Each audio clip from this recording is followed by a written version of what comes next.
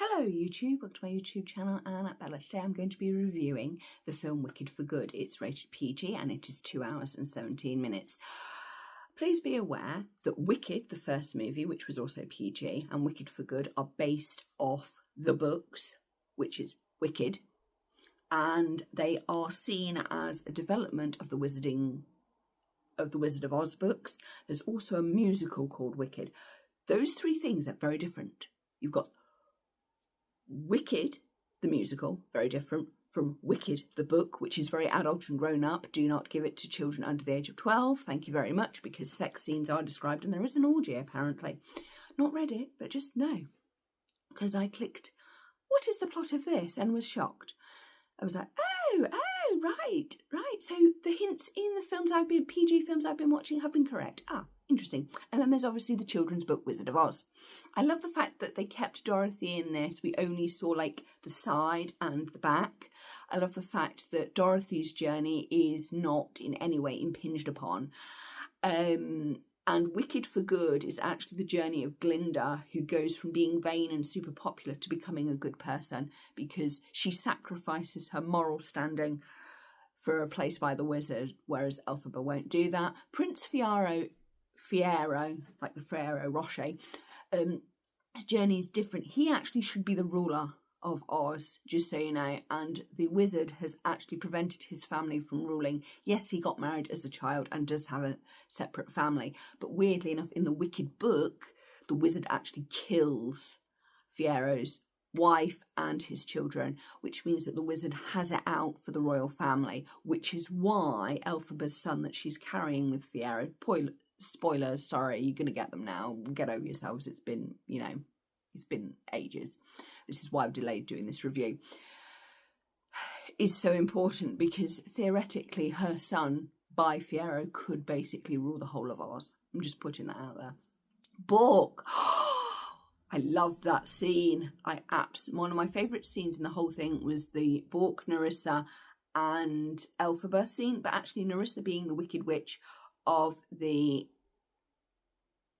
East was really important. The fact that she kept the Munchkins in Munchkinland was actually really important because it isn't that she was trapping them. Yeah, yes, she was trapping Bork, but actually she was standing up for the animals, but also she was standing up for the Munchkins because they were facing prejudice anyway when they leave Munchkinland. She was protecting them because she knew that Oz was going to turn on the Munchkins next once the animals were gone, because they're the next different group.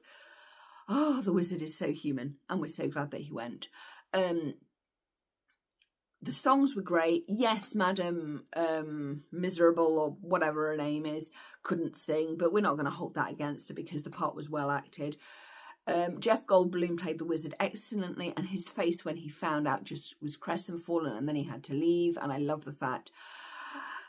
It is interesting because how does this all fit into the terrifying Disney film, The Return to Oz? Do check it out. It is quite horrific. And I love the fact that Dr. Dillman came back. Yay, Dr. Dillman, go goats in glasses.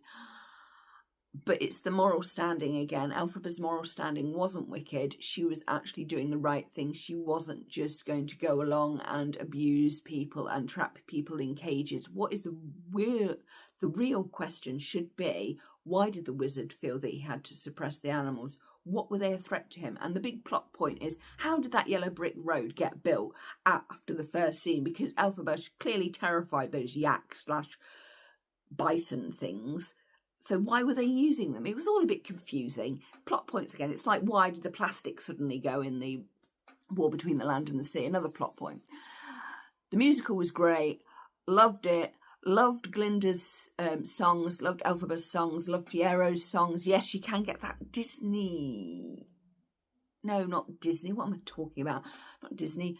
Lego Friends set of like Glinda with Elphaba. Very cute. And you can also get one with Fiero and Elphaba in their hideout with coffee. I'm like, when did that happen? I mean, the scene I watched was like Fiero half naked, doing stuff with that cardigan.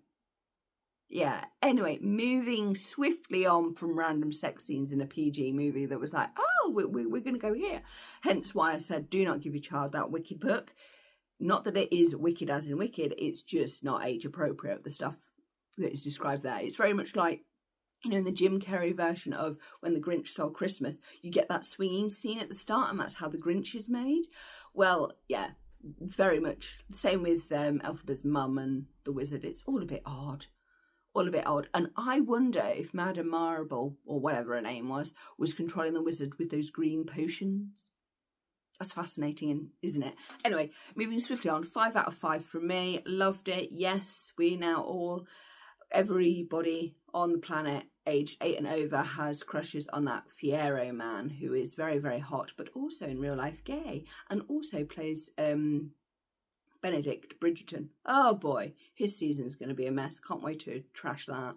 Because that season looks to be so far from Regency than anything.